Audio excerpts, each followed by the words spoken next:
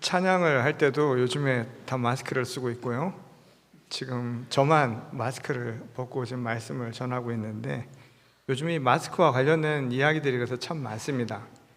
지난 1월에 영국의 이 시사 주간지죠, 이 가디언이라고 하는 곳에 따르면 이 카디프라고 하는 영국의 한 대학 연구진이 지난해 2월부터 이 남녀 참가자들을 대상으로 실험을 했다는 거예요. 근데 그 실험의 결과가 뭐냐면 남녀를 불문하고 마스크를 쓴 이성에 대해 더 매력감을 느낀다라는 그런 결과였습니다. 이 연구를 주도한 마이클 루이스 카디프 대의 심리학과 교수는 그 결과를 이야기하면서 그 이유를 이렇게 얘기했어요. 우리의 뇌가 과장을 일삼는다는 거예요. 그래서 마스크를 쓰면 관심이 다 어디에 몰릴까요? 눈에 몰리죠. 그래서 뇌가 눈은 이미 봤으니까 보이지 않는 코와 그리고 나머지 얼굴을 상상을 하게 만든다는 거예요. 그래서 과장되게 미화시키는 경향이 있어서 사람들이 그렇게 생각을 한다는 겁니다. 요즘에 한국에서 유행하는 단어가 있습니다. 마기꾼이라는 게 있어요. 들어보셨습니까? 마기꾼. 이게 뭐냐면 마스크 사기꾼이라는 거예요. 그래서 마스크를 쓸 때는 몰랐는데 벗어보니까 완전히 다르더라. 그래서 사람들이 마기꾼 이렇게 부른다고 합니다. 얼마 전 일본의 한 매체를 통해서 이런 보도를 본 일이 있습니다. 마스크를 쓰고 지난 2년 동안 데이트하다가 결혼을 한 거예요. 그런데 실제 모습에 실망을 해서 최근 이혼 소송을 준비 중이라고 합니다.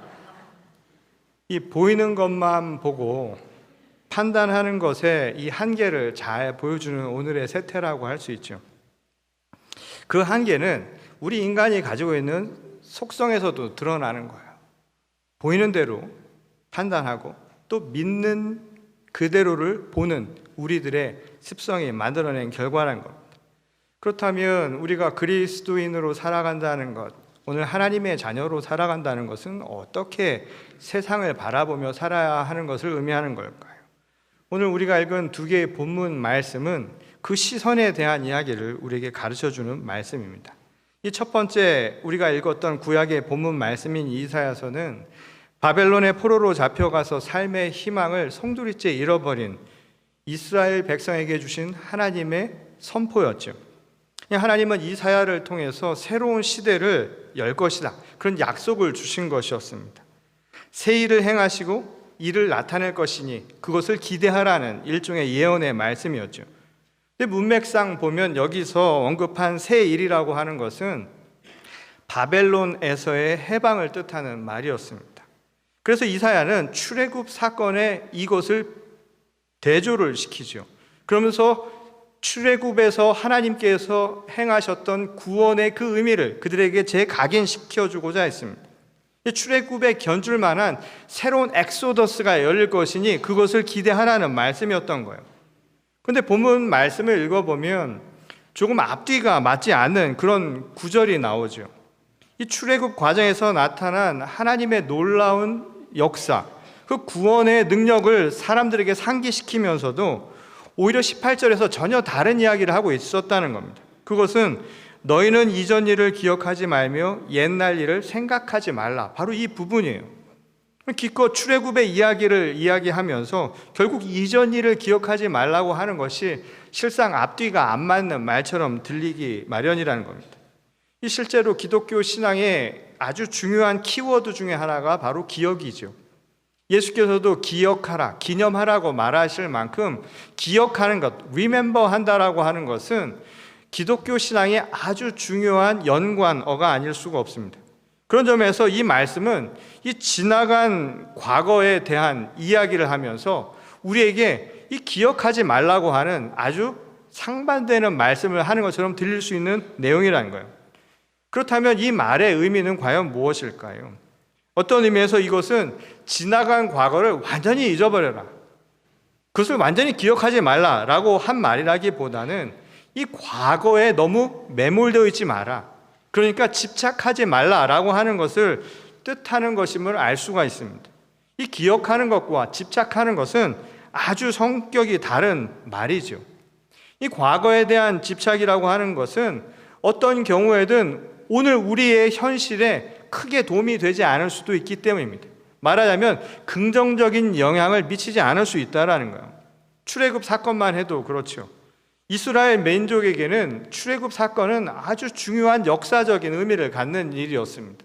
종교적으로도 신앙적으로도 그들에게 하나님께서 구원의 은총을 직접 베푸신 아주 상징적인 사건으로 사람들은 기억을 하고 있지만, 그런데 문제는 그것도 하나의 집착이 되어서 중요한 시각을 우리가 온전히 바로잡지 않게 되면 오히려 우리 신앙의 부작용만 가져올 수 있다는 거예요. 이 좋았던 옛 기억이 하나의 집착이 되면 오히려 우리를 앞으로 나가는데 방해 요인이 될 수도 있다는 겁니다. 많은 사람들이 어딘가에 머물러 있다라고 하는 것이 그저 아무것도 하지 않는다라고 생각하는지 모르지만 세상은 변화하기 마련이죠.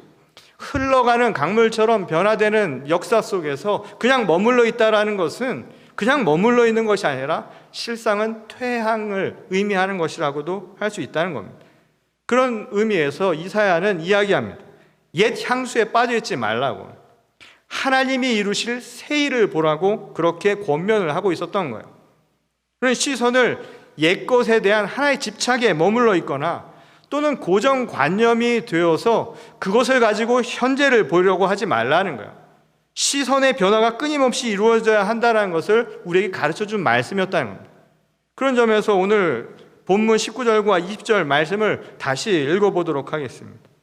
보라, 내가 새 일을 행하리니 이제 나타낼 것이라. 너희가 그것을 알지 못하겠느냐? 반드시 내가 광야의 길을 사막의 강을 내리니 장차 들짐승 곧 승냥이와 타조도 나를 존경할 것은 내가 광야의 물을 사막의 강들을 내어 내 백성 내가 택한 자에게 마시게 할 것임이라. 이것은 홍해 바다의 사건처럼 출애굽 과정에서 있었던 하나님의 놀라우신 역사적인 출현이죠. 우리에게 보여주신 하나님의 직접적인 은총입니다. 그것처럼 사막과 이 광야에서도 길을 내고 물줄기가 흐르는 또 다른 역사를 우리에게 보여주실 것이라는 일종의 언약이었죠.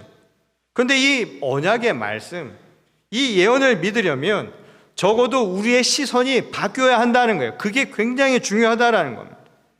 이 시선의 변화가 없이는 그 사건 자체도 아무 의미가 없을 수 있다는 거예요.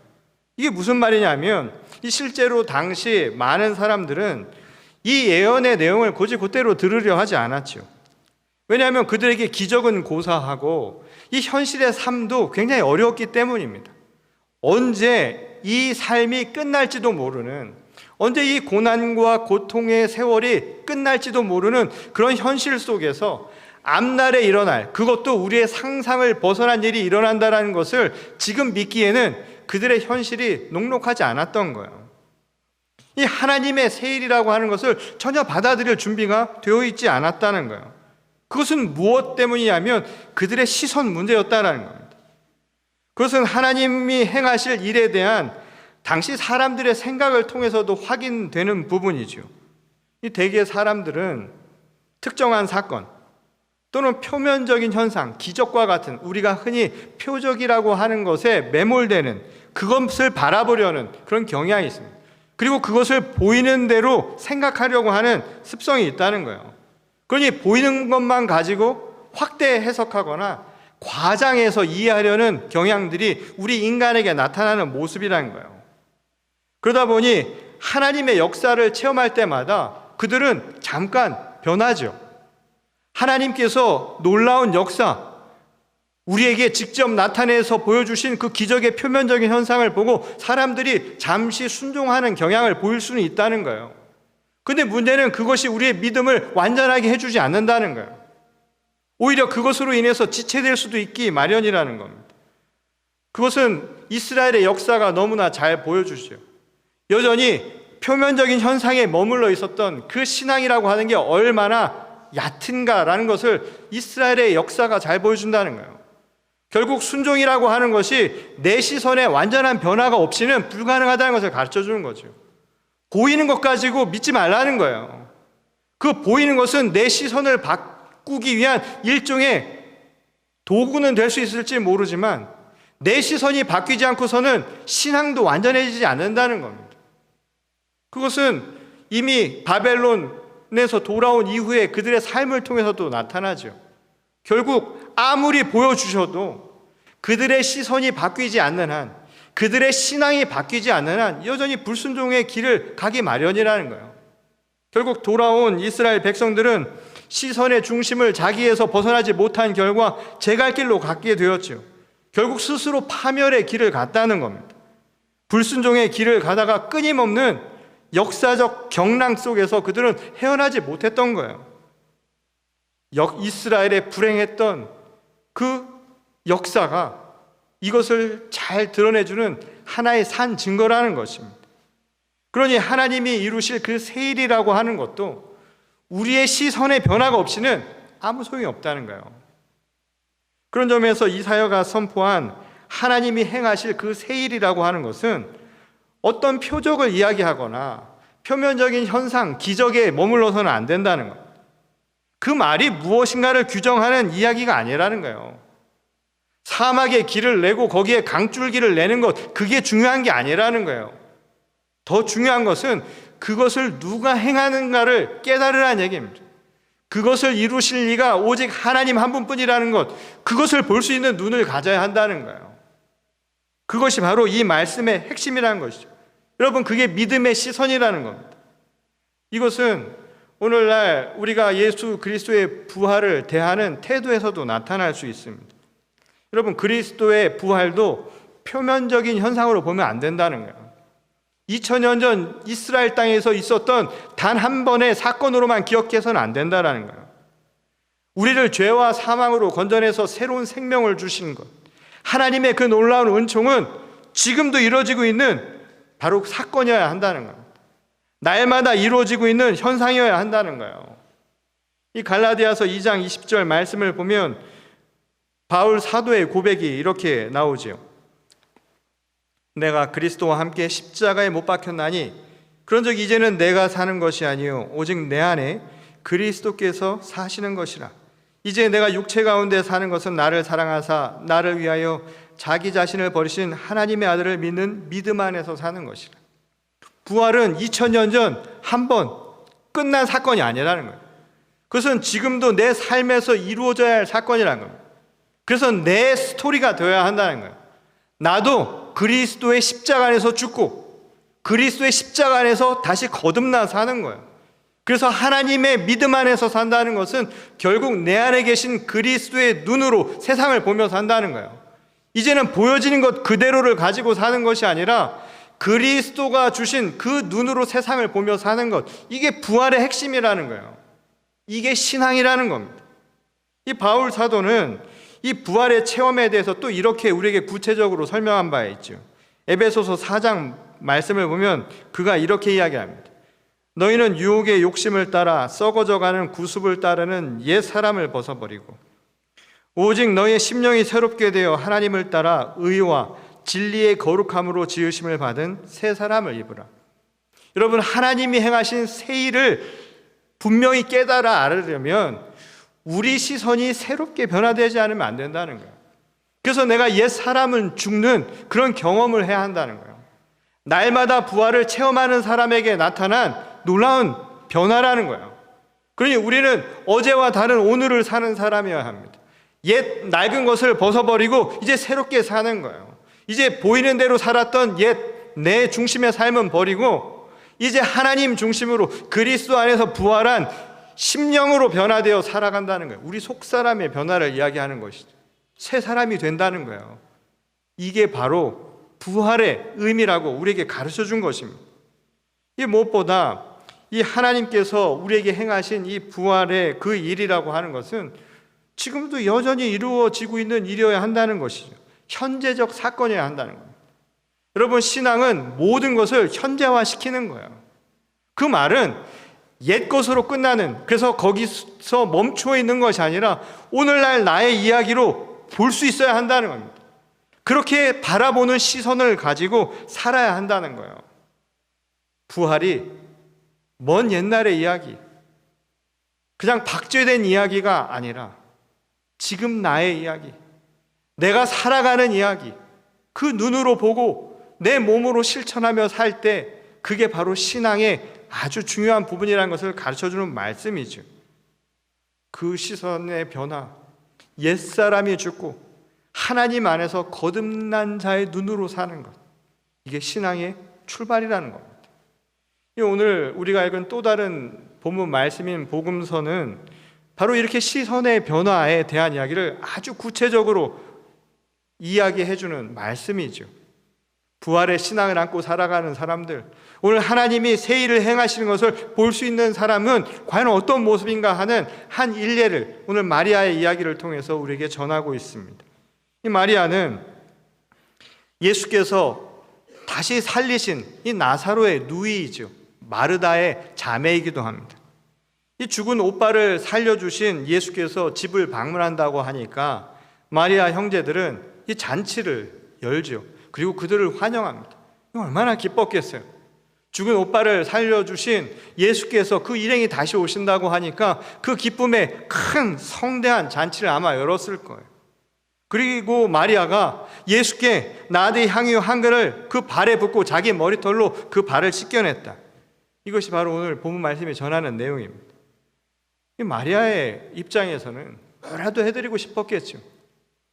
오빠를 살려주신 그분, 그리고 이미 그분이 하나님의 아들이요 우리를 구원하실 이라고 하는 그 믿음을 가진 마리아에게 있어서는 이것은 아무것도 아니었을 수도 있는 일이었을 겁니다. 근데 제자 중에 하나인 유다가 그의 행동에 문제를 제기하죠. 어디를 가든지 이런 사람은 꼭 한 사람씩 있죠. 뭐 좋은 일 하고 나면 꼭 한마디 거드는 사람들이 있습니다. 이 당시 노동자들의 연봉에 해당되는 아주 엄청난 금액입니다. 그 값비싼 향유를 그렇게 쓴 것, 그러니까 그의 눈에는 이것은 일종의 낭비처럼 보였던 거예요. 바로 그 부분을 지적한 것이죠. 차라리 그 돈으로 가난한 사람들을 돕는 거, 그게 더 마땅하다는 논리입니다. 그러자 예수께서 이를 두고 이렇게 말씀하셨어요. 그를 가만두어 나의 장례할 날을 위하여 그것을 간직하게 하라. 가난한 자들은 항상 너희와 함께 있거니와 나는 항상 있지 아니하리라 하시니라. 향유의 목적이 장례를 위한 것이니까 가난한 자를 구제하는 일과 연관지어 생각하지 말라, 그럴 필요 없다라는 이야기처럼 들리는 대목이죠. 실제로 유대인들은 장례를 치르고 나면 시신에 향유를 바르는 풍습을 가지고 있었습니다.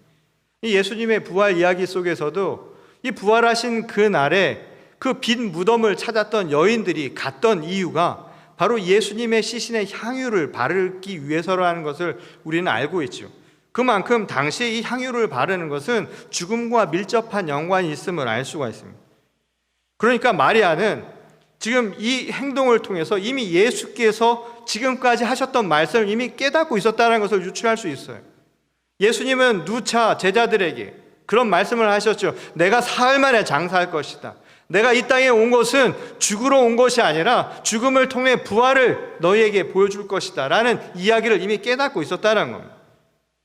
근데 그렇다고 할지라도 꼭 그렇게 값비싼 향유를 부어야만 했는가? 이런 합리적 질문은 여전히 가능하죠. 좀 과한 것이 아닌가 질문할 수 있어요. 제단 위에 쓰는 것은 제일 값비싼 거를 써야 됩니다. 그것도 갖다 놓으면 또 그런 분들이 꼭 나오죠. 꼭 그래야만 했는가? 꼭 그만큼 나가는 걸 사야만 했는가? 충분히 합리적인 질문이라는 거예요. 표면적으로만 보면 가난한 사람을 돕는 일에 조금 더 신경을 쓰는 것, 그게 더 교회답고 더 성도다운 삶이라고 분명히 생각될 수 있는 게 사실입니다. 그래서 오늘날 선교와 구제에 힘쓰고 있는 이 교회의 모습에서도 마찬가지죠. 충분히 그것은 중요한 일이에요. 그때나 지금이나 교회의 가장 중요한 사역이요 본질 중에 하나는 가난한 자들을 돕는 것, 과부와 고아를 돕고 굶어가는 자들에게 긍휼을 베풀 수 있는 것, 이것이 바로 교회가 해야 할 아주 중요한 일이라고 지금도 그렇고 그 전도 똑같이 생각하고 있기는 마찬가지였다는 거예요. 그런데 예수님은 그 구제의 일이라고 하는 것은 언제든 할 수 있는 일상적인 일이라고 이야기를 하신 거예요.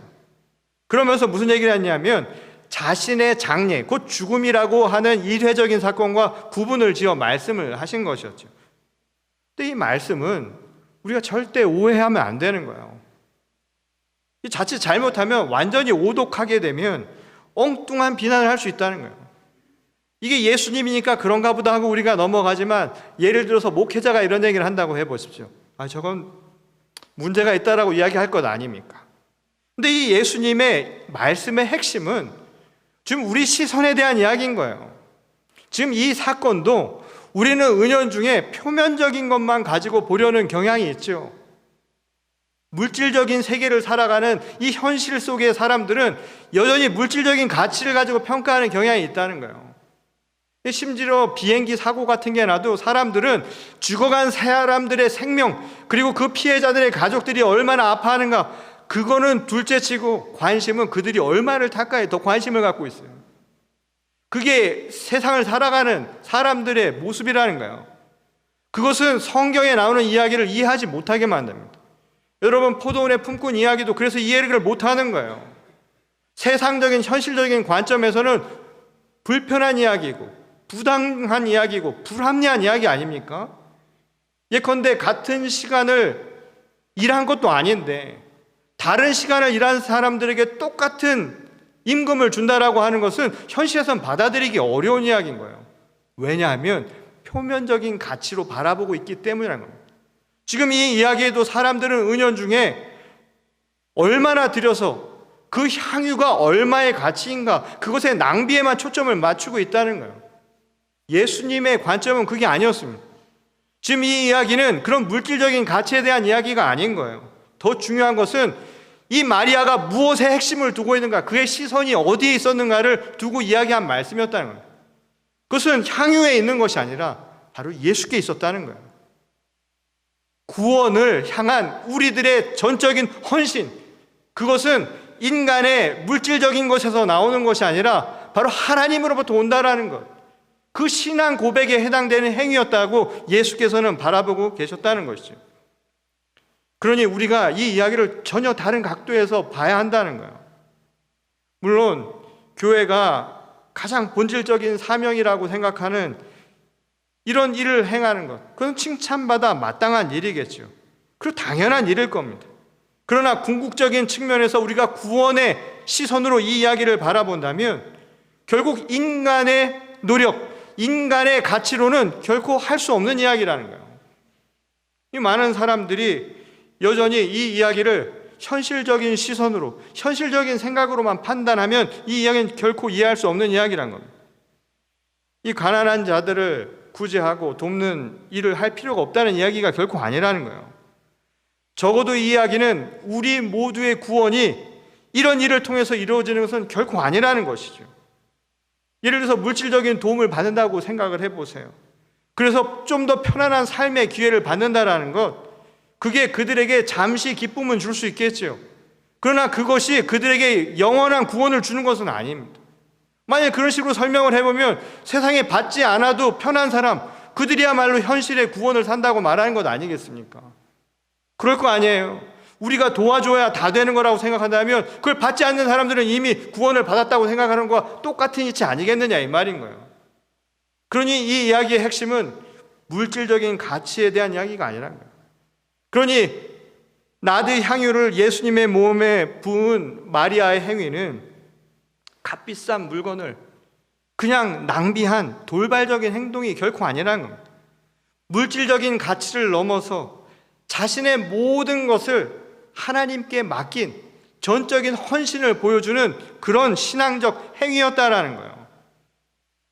그러니 향유의 값어치와 같은 표면적에만 관심을 둘 것이 아니라 영적인 부분에 시선을 두라는 것, 이 말씀은 바로 그 이야기를 우리에게 전하고 있다는 겁니다. 그때 낭비처럼 보이던 그의 행동도 우리를 위해 자신의 모든 것을 주신 예수 그리스도를 향한 우리의 전적인 믿음, 신뢰로 바라볼 수 있게 된다는 것이죠. 근데 이 흥미로운 것은 이와 똑같은 사건을 기록하고 있는 마가복음 14장 6절에서 이 부분을 보신 예수님의 시선입니다. 예수께서 이렇게 말씀하세요.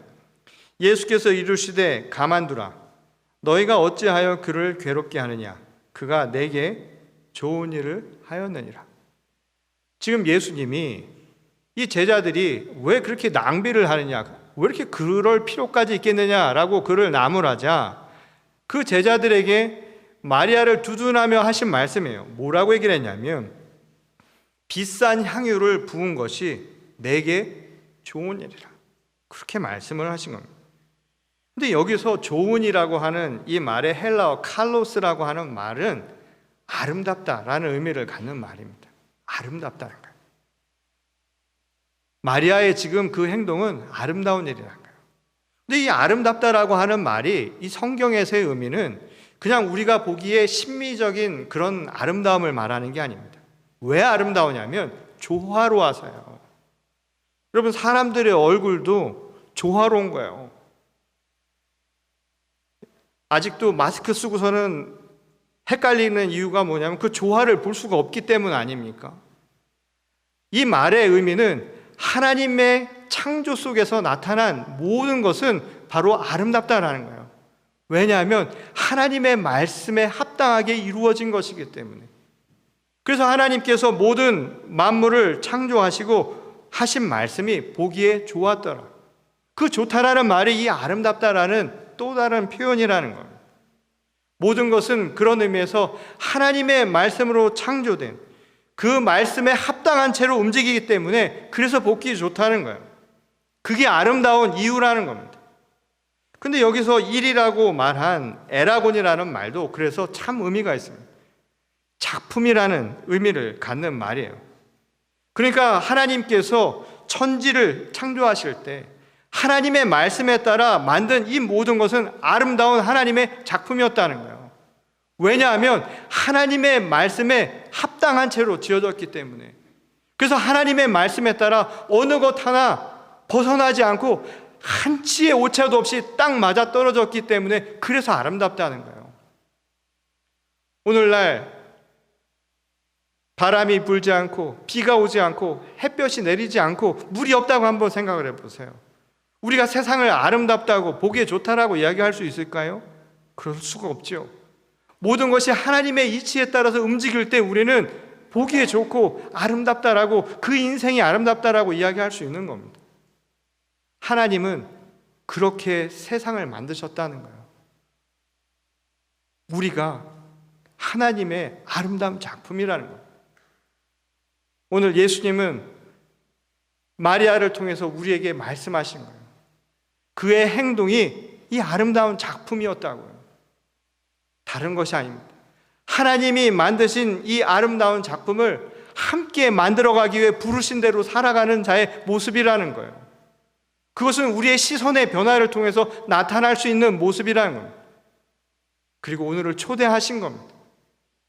하나님이 만드신 이 아름다운 작품을 우리도 그렇게 만들어 가야 한다는 거예요. 아직도 여러분들은 마기꾼으로 보이십니까? 마스크 안에 그 얼굴을 여전히 보이는 대로만 생각하며 판단하십니까? 오늘 우리가 살아가는 세상은 그게 아니라는 거예요. 하나님은 우리를 아름다운 하나님의 작품으로 만드셨다는 겁니다. 어느 시인의 말대로 그래서 자세히 봐야 예쁜 거예요. 우리 시선의 변화가 세상을 그렇게 다르게 만든다는 겁니다. 그게 믿음이라는 거예요. 그때 하나님이 행하실 새 일이 보인다는 거예요. 그리고 그때 비로소 마리아가 했던 행동 하나하나가 왜 그래야 했는가를 이해할 수 있게 된다는 겁니다. 그게 신앙이라는 거예요. 그래서 우리가 만들어갈 세상도 아름다운 하나님의 말씀대로 만들어가는 하나의 작품이 될 수 있어야 한다는 겁니다. 오늘 우리 모두를 하나님의 아름다운 작품으로 만드시고 또 이제 하나님께서 우리에게 남겨주신 그 소명도 이제 이 세상을 아름다운 작품으로 만들어 가라는 그런 사명만 남겨줬다는 거예요. 바라기는 오늘 우리에게 주신 이 소명을 안고 우리 교회가 또 세상의 모든 그리스도의 자녀들이 믿음의 시선이 변화되어서 우리가 살아가는 세상을 보다 아름다운 작품처럼 만들어갈 수 있기를 소원합니다. 그것이 오늘 우리 교회를 부르신 이유요, 오늘 우리가 하나님의 자녀로 살아가는 길입니다. 그 시선으로 변화되어서 하나님의 행하실 그 일, 그 새 일을 함께 만들어갈 수 있는 저와 여러분 모두가 될 수 있기를 주님의 이름으로 간절히 축원합니다. 우리 다 같이 기도하겠습니다. 아버지 하나님, 감사를 드립니다. 오늘 우리를 아름답다 만드시고 또 우리를 주님의 귀한 동역자로 또 세우셔서 하나님께서 창조하신 이 땅을 더욱 아름다운 작품으로 만들어갈 수 있도록 인도하시니 감사를 드립니다. 서로를 사랑하며 살게 하시고 또한 서로를 사랑하기 위해서 우리의 시선이 먼저 변화될 수 있도록 인도하여 주시옵소서. 하나님을 향한 그 믿음이 살아 숨쉬는 저희 각 사람이 되게 하실 줄 믿사오며 거룩하신 우리 주 예수 그리스도의 이름으로 간절히 기도드렸습니다. 아멘.